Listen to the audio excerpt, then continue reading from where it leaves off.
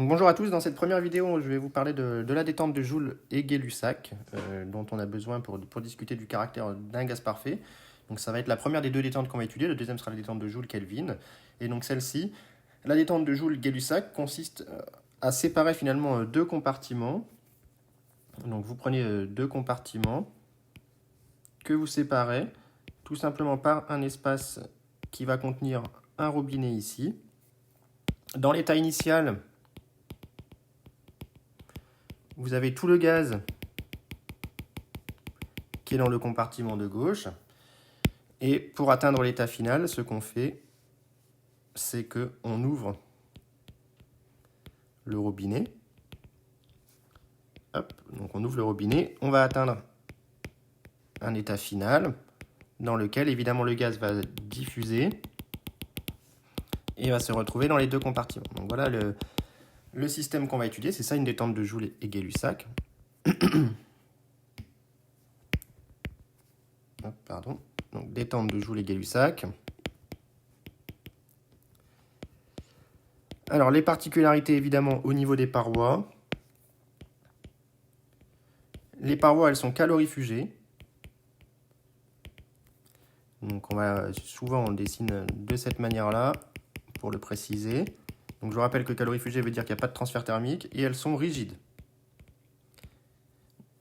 D'accord? Donc on n'a pas de transfert thermique et on ne va pas avoir le travail des forces de pression extérieures qui va intervenir. Donc on va noter dans l'état initial P1T1, V1 les variables d'état. Et dans l'état final, P2, T2, V2 les nouvelles variables d'état. Donc on pourrait s'interroger sur le volume du compartiment 2 par rapport au compartiment 1. On va l'appeler B celui-ci et A celui-ci. On pourrait prendre le même volume pour simplifier un petit peu le calcul. Mais on n'en a pas forcément besoin ici. Donc on va écrivons le premier principe. Au système constitué du gaz dans les deux compartiments, même s'il est vide au départ.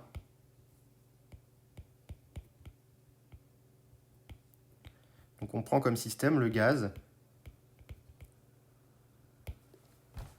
situé dans les deux compartiments. Donc le système, c'est égal à compartiment A plus B. Et on va appliquer le premier principe. Le premier principe, je vous rappelle qu'il se met sous la forme delta U plus delta E macro égale W plus Q. Ici, on va avoir des simplifications qui vont se faire. Ici, delta E macro égale 0, puisqu'on n'a pas de variation d'énergie macroscopique.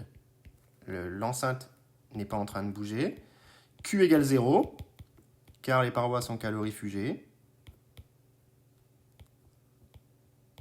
Et delta des forces de pression égale 0, car les parois sont rigides. Et que le système est constitué du gaz constitué dans les deux compartiments. Donc les seuls travaux à prendre en compte sont les forces de pression qui s'exercent sur l'enceinte totale. Donc ça, finalement, si on résume, le fait que Q égale 0 plus W égale 0, on peut dire qu'en fait le système il est isolé. Plus delta E macro égale 0. Donc on en déduit de manière assez simple que delta U égale 0. Donc la détente de Joule et Gay-Lussac est une détente à énergie interne constante. Joule, Gay, Lussac. Et on va dire qu'elle est iso-énergétique.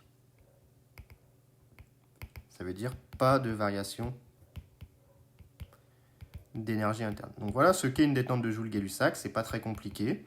Vous avez deux compartiments séparés par un robinet. Au départ, tout le gaz est dans un compartiment. Vous ouvrez le robinet, le gaz va se diffuser dans tous les compartiments et cette diffusion se fait à énergie interne constante. Donc ça, c'est à connaître par cœur, le fait que delta U égale 0 pour une détente de Joule et Gay-Lussac. Elle est isoénergétique et on peut aller un petit peu plus loin. Remarque, si le gaz est parfait, donc si le gaz est un gaz parfait, alors l'énergie interne molaire, je vous rappelle qu'elle ne dépend que de la température. Alors l'énergie interne ne dépend que de T. C'est la première loi de Joule. Et donc, pour une détente de Joule-Gay-Lussac d'un gaz parfait,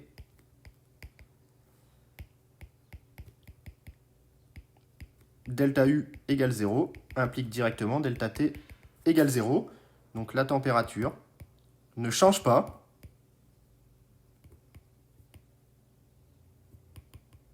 au cours d'une détente de Joule-Gay-Lussac si le gaz est parfait.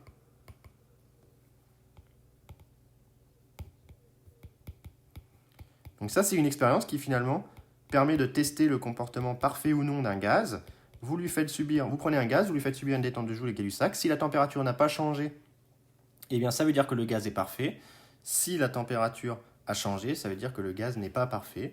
Donc ici, on peut tester pour différents gaz le caractère parfait ou non à l'aide de cette détente de Joule-Gay-Lussac. Donc voilà pour ce premier paragraphe du cours qui nous restait à traiter, la détente de Joule-Gay-Lussac. Il faut savoir ce que c'est, il faut savoir expliquer en quoi ça consiste et il faut savoir, en utilisant le premier principe, montrer qu'elle est isoénergétique. Donc voilà pour cette première vidéo.